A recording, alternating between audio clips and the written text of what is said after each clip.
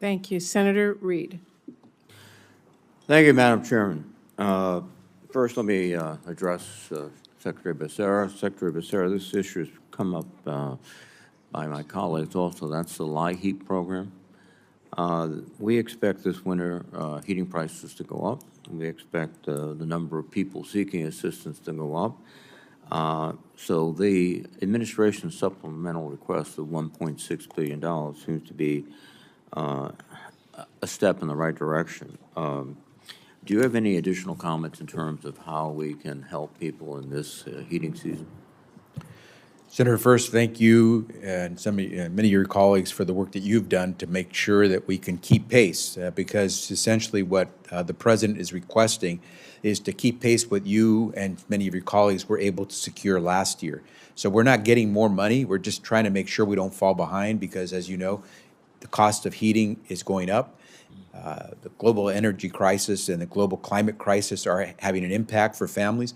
And so this money simply makes sure that during the dead of winter, people don't die, as we know they do, if they don't have the money to pay for heating expenses. Well, thank you very much.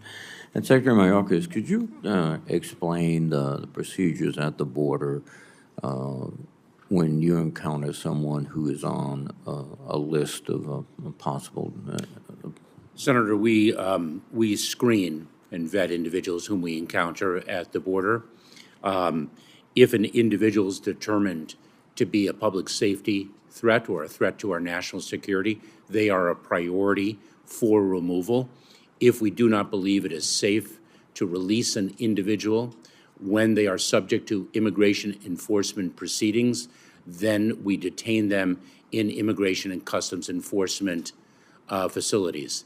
That is pursuant to the policy memorandum that I promulgated on September 30th of 2021. Now, if an individual reaches the border, your emphasis is to sort of presume, if there's any doubt at all, the worst, and to hold that person. Is that a fair? We make an individualized determination. Our U.S. Customs and Border Protection personnel are expert in doing so.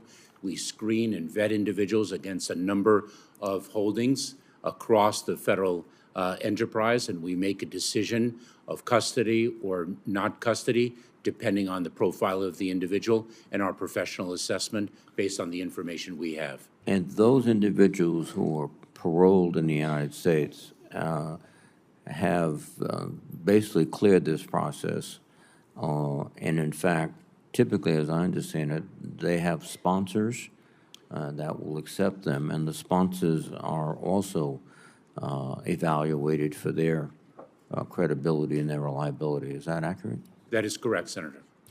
And in fact, in many cases, the sponsors are religious organizations. That's my understanding. There are religious organizations, there are faith-based organizations, there are nonprofit organizations, there are businesses, and there are individuals as well that serve as sponsors for parolees from Cuba, Haiti, Nicaragua, or Venezuela. But we do indeed screen the individual potential parolees as well. And do you have a feedback loop with local law enforcement authorities about the behavior of these individuals in the United States? We work very closely with our state, local, tribal, territorial, and campus law enforcement partners. Well, thank you very much. Secretary Becerra, again, this issue is touched on, but I think it's critical. We learned in the pandemic that child care was not something nice to have. It was essential in order to get to work, in order to maintain really family coherence and being able to succeed. We provided additional resources in ARPA to do that. Those resources have been exhausted. So now we have to go ahead, and I believe we are doing that in this legislation, $16 billion request to help our child care system. In Rhode Island, a local organization's calculated that child care in my state is unaffordable for 90% of families. It means that it costs more than 7% of total income. And the irony, of course, is childcare workers are paid about $13 an hour, which is not exactly extravagant. So we have this dilemma. That's why I think we need to get this money out as quickly as possible. Can you comment? I fully concur, and to save not just those families, but our economy, we should get to work and getting those monies out there. It was used, those stabilization dollars kept businesses afloat and kept families with decent quality childcare. Thank you very much, Mr. Secretary. Thank you. Senator Moran. Chairwoman, thank you. Thank you and the ranking member, the vice chairman, for hosting this hearing. Secretary Mayorkas